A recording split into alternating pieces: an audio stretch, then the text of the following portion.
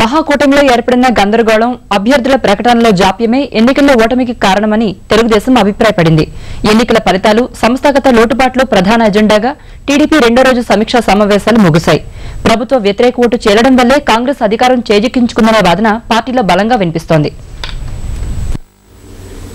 ఎన్నికల ఫలితాలు భవిష్యత్ ప్రణాళిక ప్రధాన ఎజెండాగా తెలుగుదేశం నిర్వహించిన మేధో మథనం రెండో రోజు సాగింది. సమీక్షా సమావేశాల్లో భాగంగా తొలి రోజు నాయకులతో విడివిడిగా సమావేశమైన చంద్రబాబు రెండో రోజు జిల్లాల వారీగా గెలుపోటములపై సమీక్షించారు. ప్రతి జిల్లా అధ్యక్షుడితో భేటీ అయి ఓటమికి కారణాలను కూలంకషంగా చర్చించారు.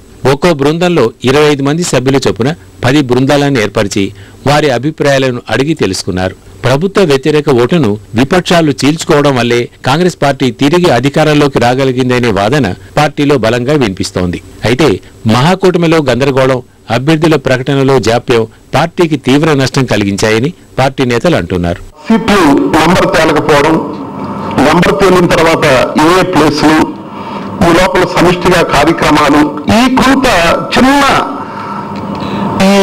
చిన్న పొరపచ్చాల నుండి ఇంకొకటి దీనివల్ల టేకాఫ్ మేము అనుకున్న స్థాయిలో మేము చేయలేకపోయినాం.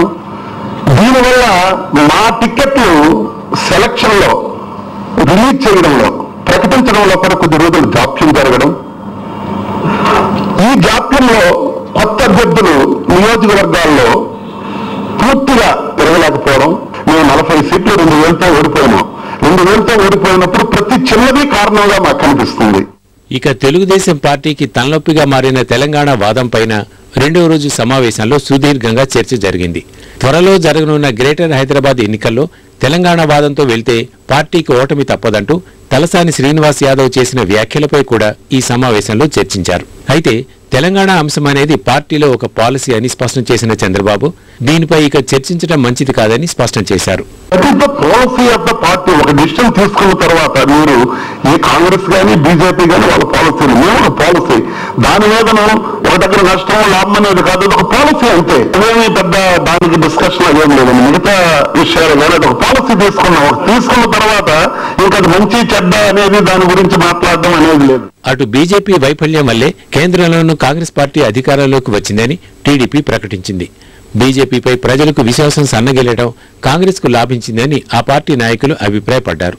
అదేవిధంగా త్వరలో వేయబోయే కమిటీల్లో యువత, సీనియర్లను సమాన ప్రాతిపదికన తీసుకుంటే మంచి ఫలితాలొస్తాయని సమావేశంలో నిర్ణయించారు.